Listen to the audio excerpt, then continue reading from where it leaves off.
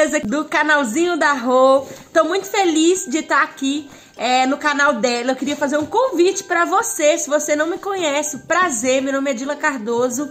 Queria te convidar para conhecer o meu canal, o meu cantinho do YouTube. Lá eu compartilho o meu dia a dia como mulher, como esposa, como mãe. Eu tenho uma filhinha de 2 anos. Nós vivemos aqui em Portugal há 6 anos e eu compartilho o nosso dia a dia, as nossas experiências e tudo o que envolve o universo feminino, como maquiagem, cabelo cacheado. Eu compartilho com vocês também uma vida real de dona de casa, mãe e sendo mulher, discípula de Jesus. Então você vai ser muito bem-vinda lá no meu canal, tá? Então espero você por lá. Tchau!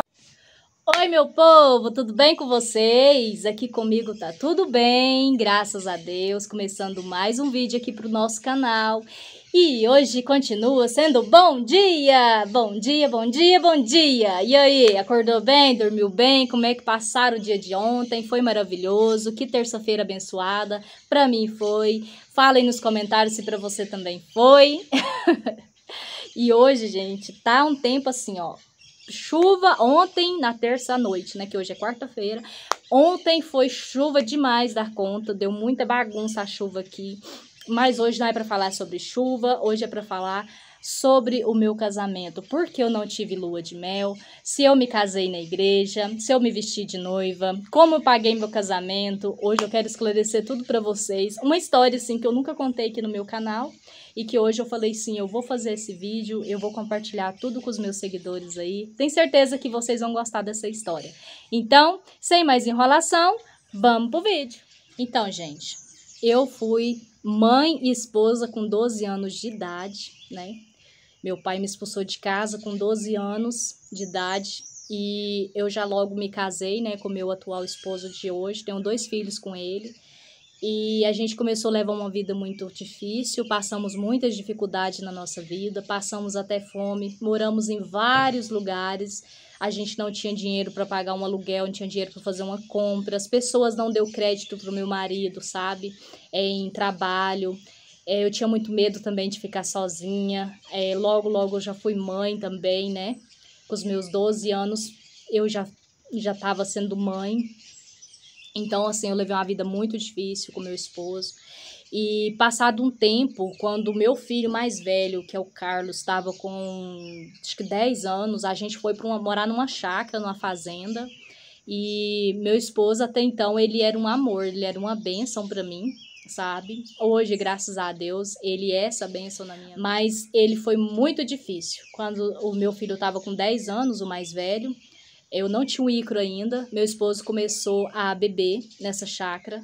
Todo final de semana eles levavam cerveja para lá, levava carne para assar e meu esposo lá e começava a beber. Todo final de semana meu esposo bebia. E eu nasci num berço evangélico. Eu sempre respeitei as leis do Senhor, então eu sabia que aquilo não era o certo. Ele era conhecedor da palavra de Deus também e ele começou a beber todo final de semana. Eu brigava, eu xingava, eu falava que eu não queria, que eu não aceitava, mas ele não deixava bebida. Durante a semana ele era um marido maravilhoso. Eu falava pra ele: você monta um castelo perfeito. Quando é no final de semana, você joga o castelo pro chão. Então, ele não parava, ele bebia bastante, ele se transformava quando ele bebia. E isso eu não contei aqui, né? No canal. E aí, então, a gente viveu nessa fazenda por 2 anos e meio. E aí, eu tive uma discussão, né? Com a pessoa lá dessa chácara. E a gente foi embora de lá dessa chácara. E meu esposo não parou de beber. Ele continuava, sabe? Aí ele continuou, todo final de semana ele bebia, se transformava. A gente tinha um carrinho, ele corria demais nesse carro comigo quando ele bebia. Então, todo final de semana tinha que ter a tal da farra. E eu não concordava com isso, sabe? Eu chorava muito, eu tava quase entrando em depressão, porque ele tava bebendo. E ele não queria ir pra igreja comigo, eu ia pra igreja sozinha. Foi até que eu comecei a fazer propósitos com Deus para que ele viesse parar de beber, porque eu já não suportava mais. Aí, na igreja, um pastor falou para mim, falou assim: olha, Rosana, você precisa de casar, porque você tá vivendo em prostituição, você não é casada, assim, a gente era casado, entre aspas, porque no papel religioso não. Ele falou: você precisa de casar, para você descer as águas, para você tomar a Santa Ceia, e você precisa de não viver mais em prostituição, porque da forma que você está vivendo é em prostituição. E aí, então, eu peguei e falei com ele, né? Falei, a gente precisa casar para me descer as águas, e eu também queria que você reconciliasse com Deus, deixasse a bebida.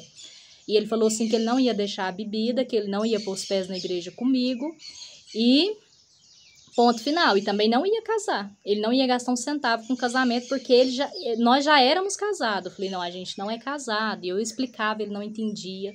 Aí eu pedi que o pastor fosse lá. Ele acabou com o meu nome pro pastor, mas o pastor, como me conhecia, falou assim, não, irmã, eu sei que a irmã tá falando a verdade. Então, a igreja vai reunir e vai ver se consegue arrumar o dinheiro do casamento pra irmã. Aí, quando eu falei pra ele que a igreja se reunir pra pagar o nosso casamento, menina, esse homem virou um monstro. Eu não aceito, eu não sou mendigo, eu trabalho, eu posso pagar e a gente não vai casar. A gente não vai casar, a gente não vai casar porque a gente já é casado. Na cabeça dele, ele era o turrão, a gente era casado. E eu, homem, a gente precisa casar, e ele não entendia. E aí, o pastor conseguiu, né, o dinheiro, que na época era R$270. E até que ele decidiu a casar. Então, a gente vai casar, mas eu não vou para a igreja, não vou largar de beber. Todo final de semana tinha bebida, tinha farra. E eu peguei e falei assim, na oração eu vou conseguir, eu vou ganhar esse homem para Jesus e eu vou me casar, porque eu vou tomar conta da minha salvação com Deus. Se ele não quer, né, eu vou tomar conta da minha salvação. E aí, gente... eu peguei aquele dinheiro, fiquei com esse dinheiro mais semana para ele poder aceitar aquele dinheiro do pastor da igreja, né? Pra gente se casar. Aí ele aceitou. A gente vai para casar no religioso. Ele falou assim: olha, eu caso só lá no papel. Na igreja, não. Na igreja eu não entro, eu não caso na igreja. Eu falei: tá bom, casa comigo só lá no papel então. A gente foi. Chegou lá, as testemunhas que a gente tinha combinado pra assinar lá pra gente. Ninguém apareceu. Eu peguei e saí correndo. E ele, não é pra casar. Eu saí correndo, gente, atrás das testemunhas pra mim casar. E aí eu peguei carteiro, eu peguei um que tava lá na ponta do banco e eu fui caçando gente e consegui as pessoas para ser testemunha pra gente no dia.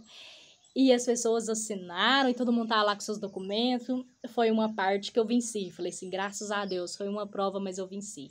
Aí eu saí na cidade, né, lá no povoadinho, caçando pessoas porque precisava de outras pessoas para ser padrinho de casamento, uma coisa assim. E aí eu consegui também selecionar. No dia do casamento, que foi marcado para 5 horas da tarde, quando foi 3 horas da tarde, a irmã dele tava passando mal. Ele pegou o carro e levou a irmã dele, não falou nada comigo, nosso casamento era 5 horas. E ele levou a irmã dele pra... Não, ele foi buscar a irmã dele que estava no hospital em Pirenópolis. E o nosso casamento era em Pirenópolis. E as testemunhas tudo esperando pro casamento nas 5 horas pra gente ir pra Pirenópolis, pra gente se casar. E ele pega o carro e some. Quando deu 4h30, ele chegou com o carro. Peguei e falei assim, nem desce do carro. A testemunha já tá arrumada ali, que era um casal que eu tinha conseguido do povoado. E o outro era da roça. Esses da roça já ia. E os que estavam no povoado ia com a gente no carro. Nem desce porque eles já estão prontos, eu tô pronta. E eu entrei dentro do carro e no tempo dele nem descer. Pra gente voltar pra cidade correndo. Para conseguir o casamento 5 horas. Quando eu cheguei lá pra gente casar, cadê a testemunha que morava na roça? Tinha perdido os documentos no meio da estrada, tava caçando os documentos no meio da estrada, e eu fiquei doida da cabeça, porque tinha que ter 2 de um lado e 2 do outro. E aí, meu esposo falou assim, ai, que vergonha, a gente vai casar, nós não temos uma aliança. E eu não tinha um centavo para essa aliança, não tinha nada. Eu falei, a gente casa sem aliança mesmo. Aí, quando der fé, conseguiu. A testemunha chegou de moto lá, eu tinha perdido meu documento, eu tinha esquecido, e aí chegou. Aí deu certo. Aí todo mundo assinou e tal.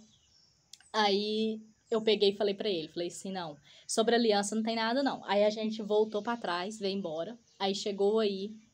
A irmã dele começou a passar mal de novo. Começou a passar mal.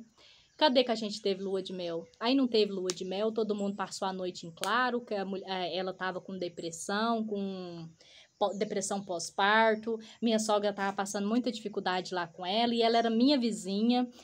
E aí a gente passou a noite em claro, porque ele não conseguia dormir de preocupação com a irmã dele, e aí não tivemos lua de mel.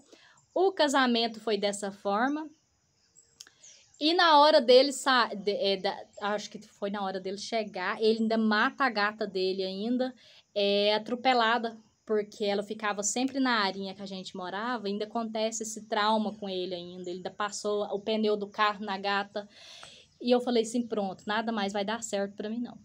Aí não tivemos lua de mel, não tivemos casamento na igreja, não me vesti de noiva, não teve nada disso. Aí peguei minha certidão de casamento. O pastor falou assim, uai, cadê seu esposo pra gente orar pra vocês, ungir, vocês trocar aliança? Então, eu vou orar aqui na certidão de casamento. Aí orou na certidão de casamento e eu chorando. Senhor, e porque a gente tava passando muita dificuldade na nossa vida, gente, eu perdi o meu negócio aqui, por isso que eu tô olhando pra baixo. E passa muita dificuldade na nossa vida. E a gente não tinha dinheiro nem pra aliança. Ele, cadê a aliança, irmão? Eu falei assim, não, pastor, não tinha aliança também não. Aí ele marcou meu batismo. Aí eu tô lá no meu batismo, né? Cadê os meus pastores? O pastor que era da minha igreja não tava lá. Outro pastor que me batizou, foi batizar na cidade de Pirenópolis. E ali eu tenho muito trauma de água, não sei se eu já falei aqui no canal pra vocês, mas eu tenho muito trauma de água e a gente foi batizar no Rio das Almas da cidade de Pirenópolis.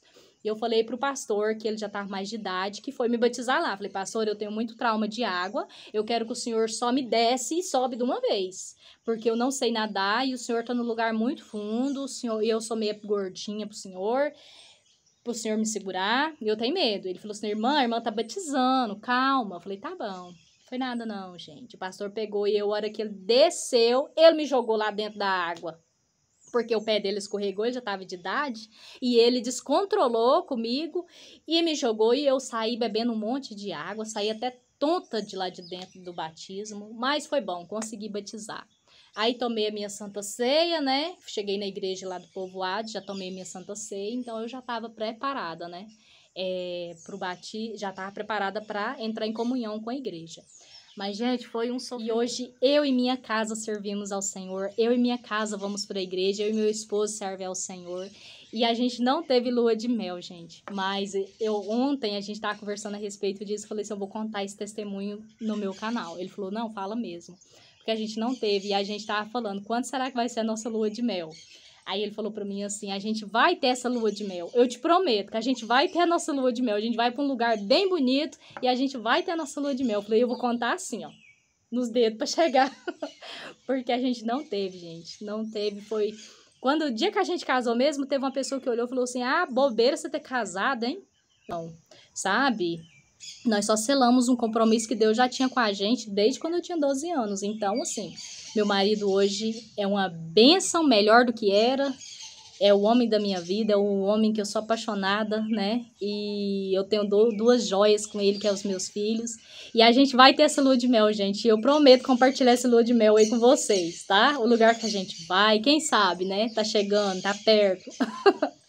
Espero que vocês tenham gostado, gente, desse conteúdo de hoje. Beijo, gente, no coração. Eu amo vocês.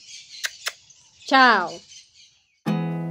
There's not much to do when all I can is thinking about you not doing well.